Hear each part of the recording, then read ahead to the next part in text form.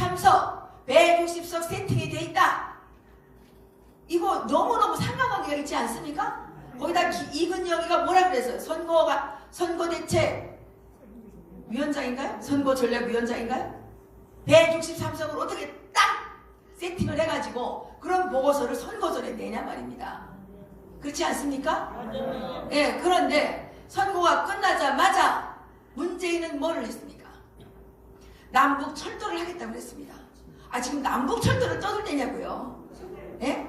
대한민국의 자영업자들이 다 쓰러져서 지금 다 폐업, 줄 도산이 일어나고 있는데 하루에 6,100명의 사람들이 실직을 당해서 대기업이 하루에 하나씩 날아가고 있다고 하는 이 엄혹한 경제 위기 속에 대통령이라는 자가 어떻게 남북철도부터 먼저 떠들어댈 수가 있냐 말입니다. 김정은이한테 비치지 않으면 이럴 수 있습니까?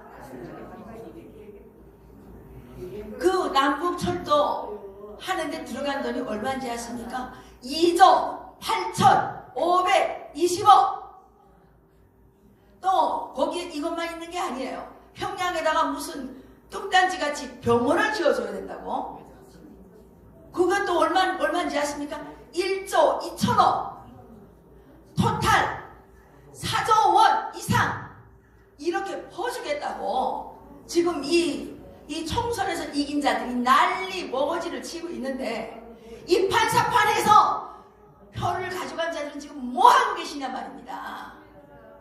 예? 뭐 하고 계시냐 말이죠.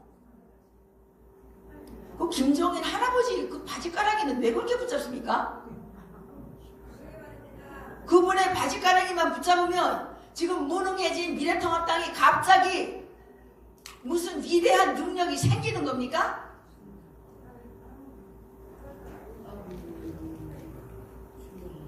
이게 지금 정말 대한민국이 총체적 위기를 넘어서 총체적 파국으로 지금 치달아가고 있습니다. 저는 그렇지만 기독자유통일당의 의석을 허락해 주신 하나님이 조금 원망스럽긴 했지만 저는 하나님께 감사드리고 있습니다.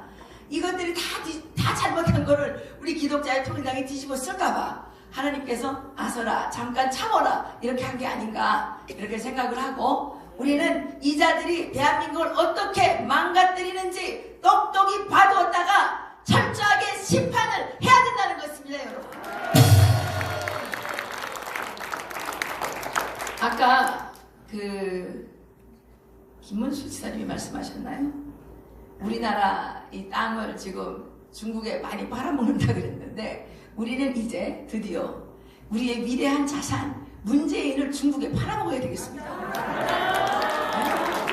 제발 좀 문재인을 중국에 팔아먹읍시다. 네. 문재인과 김정숙만 이 두 사람만 중국에 팔아먹었으면 좋겠어요. 광고를 붙입시다. 문재인을 팔아먹습니다. 경매에 붙일까요?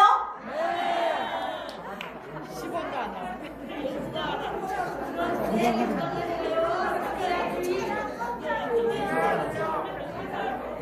내일부터 또 백개분들이 달라붙어가지고 이해란이를 팔아먹겠다고 난리 칠까봐. 돈 내놓고 가야 돼. 예. 우리는 대한민국이 팔리기 전에 문재인을 반드시 팔아버려야 됩니다, 여러분. 돈 받고 저는 한 가지 정말 안타까운 말씀을 하나 드리고 싶습니다. 이번에 김정은의 신변 이상설이 나왔는데 이 대한민국의 지능이 세계의 지능이 너무나도 비참하게 낮아져 있어서 안타까움을 금할 수 없었습니다. 왜냐? 김정은에게 신변 이상설이 나오니까 이구동성으로 나서서 김여정이가 후계자를 해야 된다노니 김평일이가 북한을 맡아야 된다노니 이러면서 떠들어 제끼는데 이게 어느새 자기도 모르는 사이에 김일성 이 일가에게 세뇌당한 거예요. 세뇌당했어요. 아니 북한 땅을 김일성이가 돈 내고 샀습니까? 하나님으로부터 점지받은 땅입니까? 왜 그 집 족속들만 대를 이어가면서 계속 북한 사람들을 괴롭혀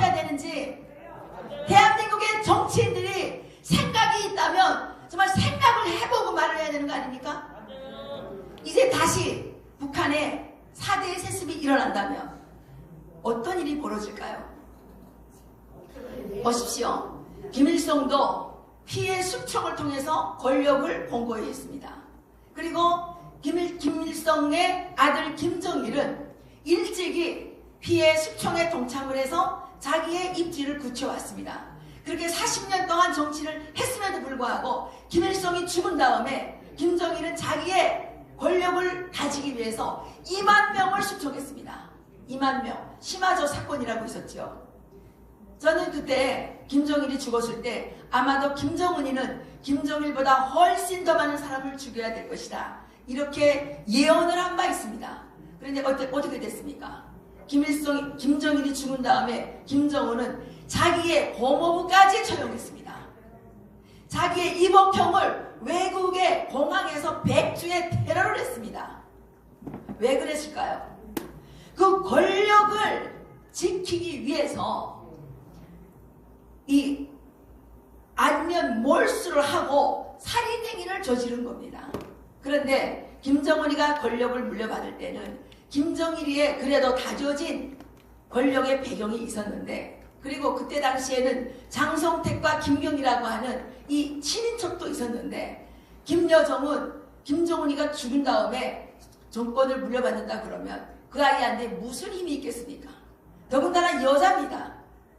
어린아이입니다.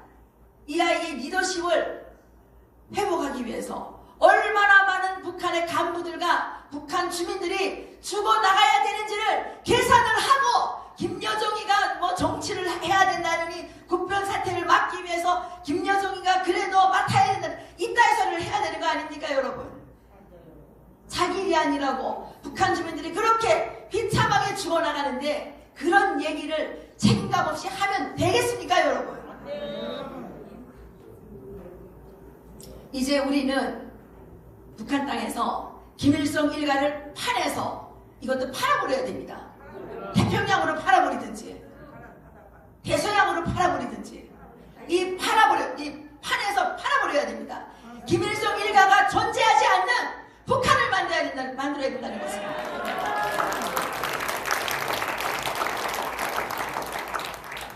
저는 이번에 이 김정은의 신변 이상을 둘러싸고 벌어지는 이러한 논의들을 보면서 너무나도 안타까웠습니다. 그래 더 안타까운 것은 그 계중에 기독교인들도 있다는 거예요. 아니 기독교인들은 뭡니까? 십계명의 1조가 뭡니까? 하나님 외에는 그 어떤 신도 우상을 하지 말라 그러지 않았습니까?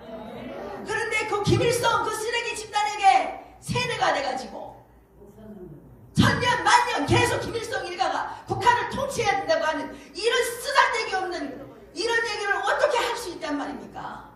거기는 목사들도 있어요.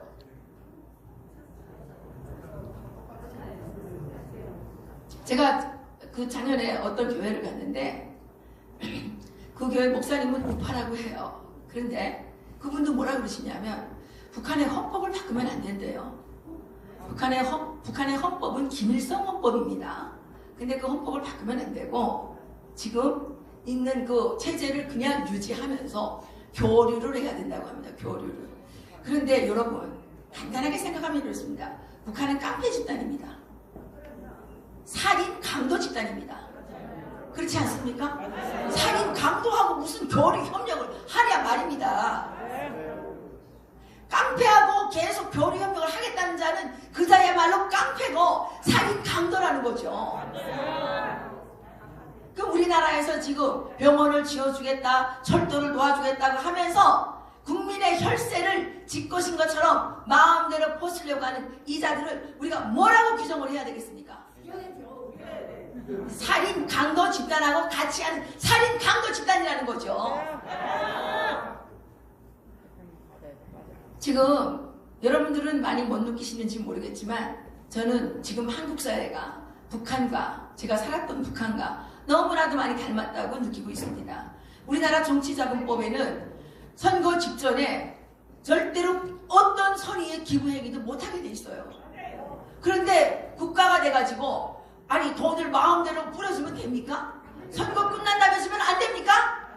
선거 끝난 다음에 발표하면 안 됩니까? 어차피 지금 주지도 않았으면서 이건 불법 선거 맞지 않아요? 이건 거대한 불법 선거입니다. 그런데 계속 이 선거에 우리가 굴복해서 가야 된다고 하는 사람들이 너무도 많아요. 어떻게 해야 돼요? 저희는요 이제부터 국민 불복종 운동을 시작해야 되는데 어떻게 하면 좋을지 모르겠어요. 없애버릴 수가 없잖아요. 수류탄을 안고 청와대로 튀어 들어가야 될지 모르겠어요. 저기 우리 애국자들이 모아가지고 조선일보에다가 문재인을 팝니다 이렇게 광고를 했다. 문재인을 팝니다. 아니 외신에다 냅시다. 외신에다가 우리나라에서는 안 실어줄지 모르니까. 어쨌든 문재인이 대한민국에 남아있는 한 대한민국은 재앙을 멈출 수가 없다는 사실은 분명해졌습니다. 지금도 불이 붙어서 수많은 사람들이 사망했습니다. 코로나로 또 수백 명의 사람들이 사망했습니다. 그래도 이자들은 여기에 대한 일말의 책임도 느끼지 않은 채 계속 세월호 희생자들만 떠들어대고 있습니다. 우리나라에서 죽은 사람이 세월호 희생자들밖에 없습니까? 세월호 희생자들은 보상금이라도 많이 받았는데 코로나로 사망된 사람들은 보상금을 줍니까? 불에 타 죽은 사람들은 보상금을 줍니까? 이렇게 사람들의 억울한 죽음을 또 실수로 죽은 그 사망을 정치에 이용하는 이런 집단이야말로 살인자 집단이 아니고 무슨 집단이겠습니까?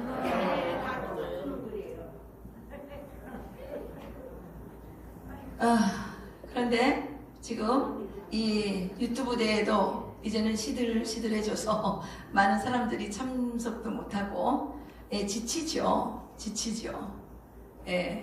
정말 우리가 지쳤습니다.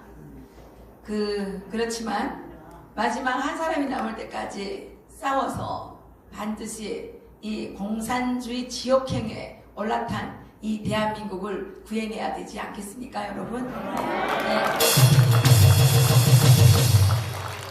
누가 살아야 될 나라가 아니고 우리들이 살아야 될 나라이고 우리 아이들이 우리의 미래가 이 땅에서 살아가야 되는데 참으로 앞일을 생각하면 눈앞이 캄캄해지고 정말 절망적일 때가 있습니다.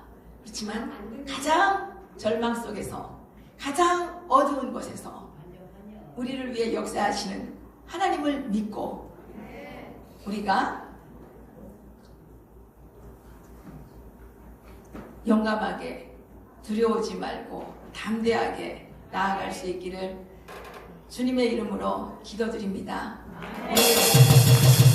승리의 그날까지 함께 갑시다. 감사드립니다.